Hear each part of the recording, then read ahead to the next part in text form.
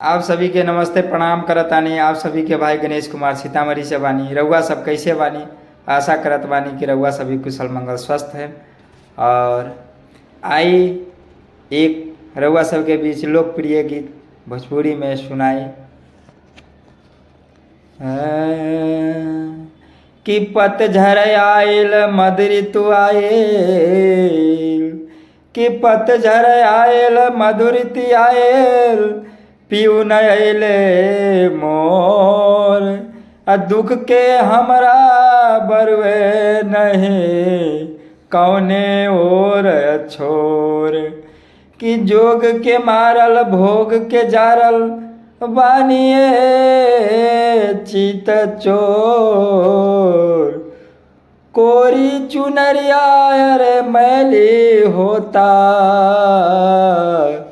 ढरी ढरी नैनन लोर।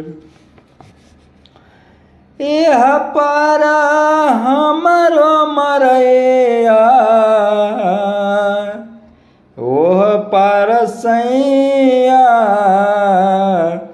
बारे राम। एह पर हमरो मरैया, ओह पार सैया बारे राम।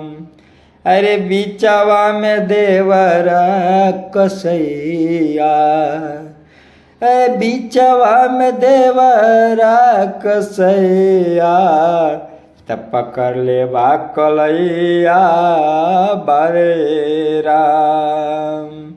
बीचवा में देवरा कसैया, बीचवा में देवरा कसैया, पकड़ लेवा कलैया बारे राम। एह पर हमरो मरैया, ओह पार सैया बारे राम।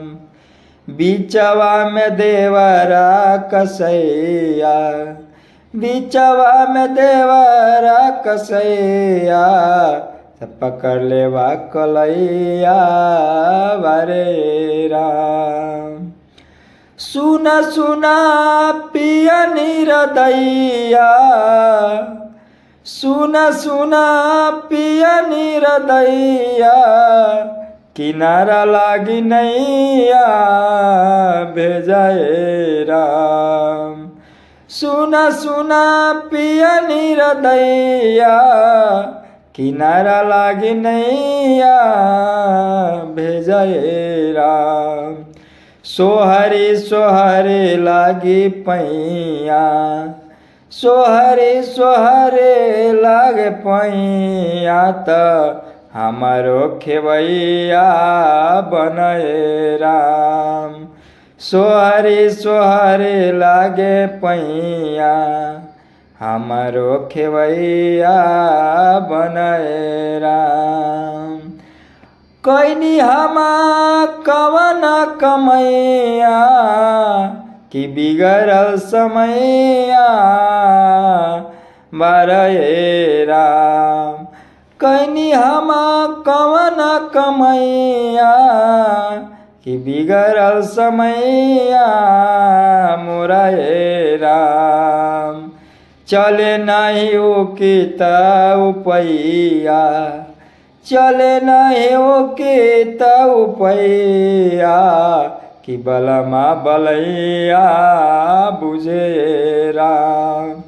चली नहीं ओ की उपैया, चली नहीं ओ की उपैया, कि बलमा बलैया मुझे राम।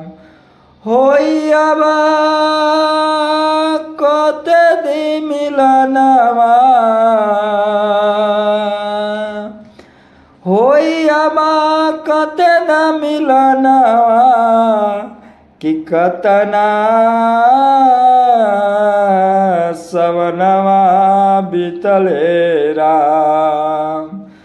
होइबा कते दी मिलनवा, कि कितना सवनवा बीतल हे राम।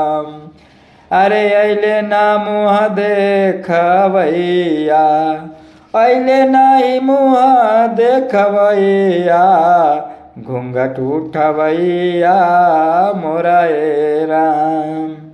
अइले नाही मुँह देखबैया, अइले नाही मुँह देखबैया, त घूंघट उठबैया मोरा ए राम। एह पारा हमारो मरैया, त ओह पार सैया बरे राम। एह पारा हमारो मरैया, त ओह पार सैया बरे राम। पियू अइले मोर दुख हमार बरुए, जोग के माय खेवैया, त कहमा बारे सैया। बिचवा में देवरा कसैया, बिचवा में देवरा कसैया, त पकड़ लेवा कलैया बरे